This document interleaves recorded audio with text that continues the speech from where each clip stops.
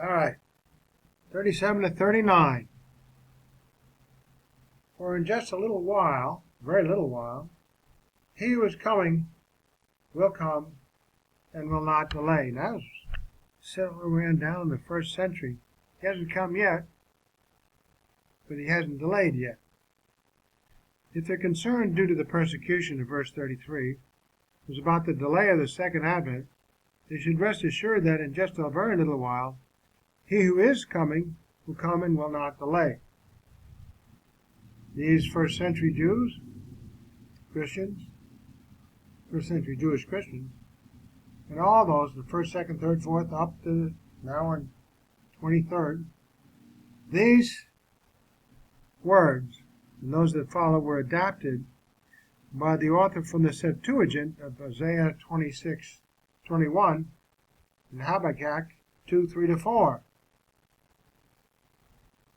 Isaiah 26:21.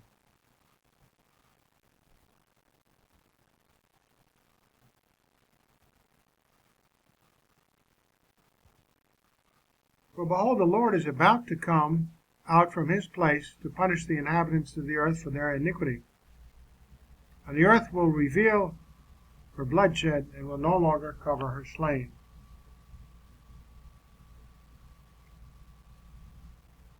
Habakkuk 2:3-4.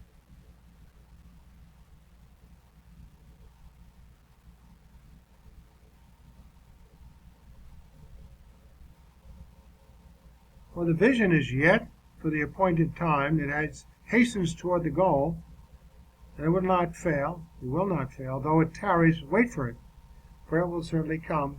It will not delay. Behold, as for the proud one, his soul is not right within him, but the righteous will live by his faith. Habakkuk 2:3-4.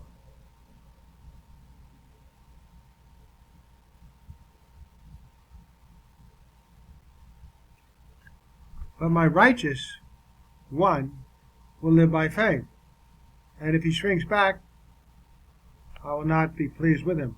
But my righteous one will live by faith refers to a believer, one who has been declared righteous unto eternal life. So he has eternal life because he believed, having placed his faith alone in God's plan of salvation through his Son Jesus Christ alone. An individual is then declared righteous by God, and the only way one can get to be righteous. And he will live eternally. That's the proper interpretation. So Hebrews 10:38 states, the one who is declared righteous will live eternally by faith. Because you believe, you'll live forever. And if he shrinks back, I will not be pleased with him. Doesn't say he won't have eternal life.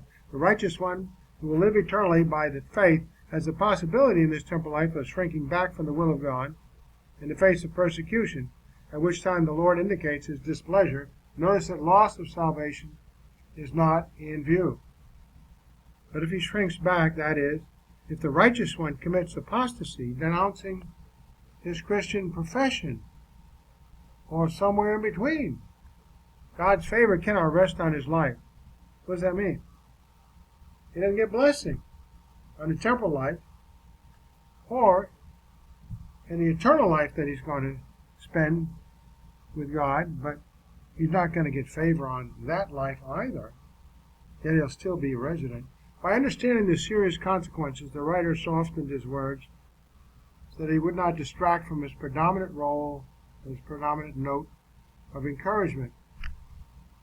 Verse 39, but we are not of those who shrink back and are destroyed, but of those who believe and are saved.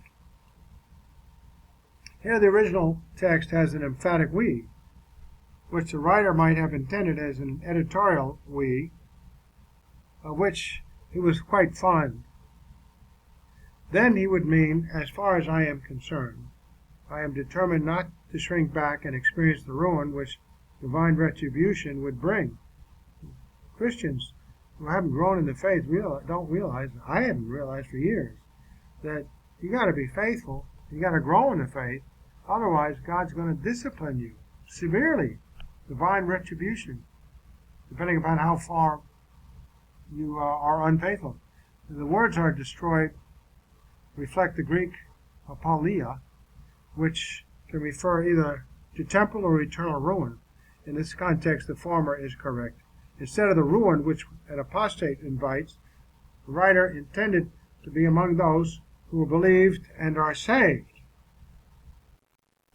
The NIV rendering should not be misread as a reference to conversion to eternal life.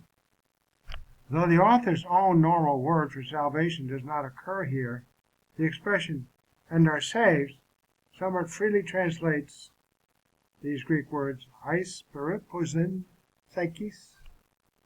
A viable rendering of the last half of verse 39 would be, "But we are of faith, leading to the preservation of the soul."